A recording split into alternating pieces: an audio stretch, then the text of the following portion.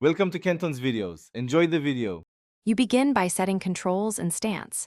Assign the palm strike to a comfortable key or mouse button so you can react instantly. You want mobility first, so hold movement as you execute. This preserves positioning while delivering force. Once done, test on a small enemy to learn recovery frames and timing. Why this matters is simple. Faster recovery lets you chain combos. Make sure to use the camera to keep the strike aimed. That increases hit consistency under pressure. You now focus on how to connect and chain. Execute the palm strike when within step in range, not from full distance, because the input has short reach but quick recovery.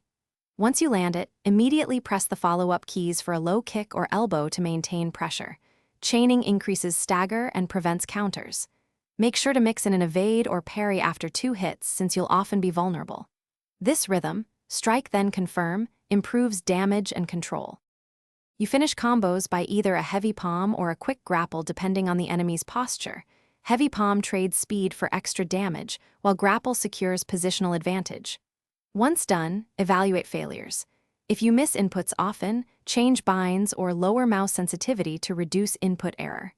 If strikes whiff, back up slightly and rehearse timing on a single opponent until reliable.